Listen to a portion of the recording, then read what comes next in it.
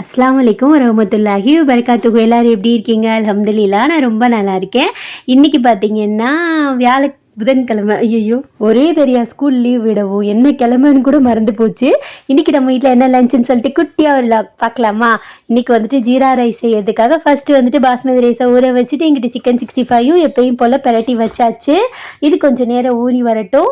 அதுக்குள்ளே இங்கிட்டு வந்துட்டு எப்பயும் போல் ஜீரா ரைஸ்க்கு நெய், ஜீரகம், நான் வந்துட்டு பிரிஞ்சி இலை போடுவேன். ஒருத்தவங்க போடுவாங்க, ஒருத்தவங்க போட மாட்டாங்க. உங்கள் வீட்டில் நட்ஸ் இருந்துச்சுன்னா ஆட் பண்ணிக்கலாம். தண்ணி அளந்து ஊற்றிட்டு தண்ணிக்கு வச்சதுக்கப்புறமா அரிசியை போட்டு நல்லா வற்றி வந்ததுக்கப்புறமா தம்மில் போட்டோம்னா சூப்பரான ஜீரா ரைஸு கம கமன்னு ரெடி ஆயிரும். இங்கிட்டு பார்த்தீங்கன்னா கொஞ்சோண்டு தான் வந்துட்டு கறி இருந்துச்சா, சதையாக இருக்கிற கறியெல்லாம் நான் வந்துட்டு பெரட்டி வச்சுட்டேன். கொஞ்சம் எலும்பு கிடந்துச்சு, அதுலேயே அப்படி ஒரு ஆணத்தை செஞ்சிடலான்னு சொல்லிட்டு ரெடி பண்ணிக்கிட்டு இருந்தேன். ஆனைன்னா குழம்பு, நம்ம வீட்டில் ஆனைன்னு சொல்லுவோம். முருங்கைக்காய் உருளைக்கிழங்கு இருந்துச்சு, அதை போட்டு செஞ்சாலுமே ரொம்ப டேஸ்ட்டாக இருக்குமா.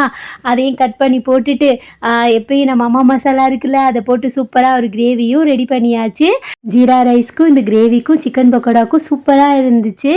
அப்படியே இங்கிட்டு கொதிச்சதுக்கப்புறமா அதை அடுப்பில் தம்மில் போட்டுட்டு இங்கிட்டு சாப்பாடையும் தம்மில் போட்டுட்டு ஒரு 10 மினிட்ஸ்க்கு அப்புறம் ஓப்பன் பண்ணி பார்த்தோம்னா சூப்பராக உதிரியாக நம்ம ஜீரா ரைஸ் ரெடி ஆயிருச்சு.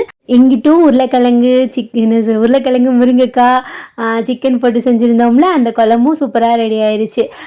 அப்புறம் வந்துட்டு கொஞ்சம் பேங்க்குக்கு போக வேண்டிய வேலை இருந்துச்சா, அதை முடிச்சுட்டு வந்ததுக்கப்புறமா சிக்கன் பக்கோடா நல்லா ஆவி பறக்க பொரிச்சு அப்படியே சாப்பிட்றதுனால அடுப்புக்கிட்ட என்ன சொல்கிறது, இந்த மாதிரி ஃப்ரை பண்ணி வச்சுருக்கோம்ல, அப்படியே 1-2 பீஸ் வாய்க்குள்ளே போயிடும். அப்போ சாப்பிடும்போது அது ஒரு டேஸ்ட்டு தனியாக இருக்கும்.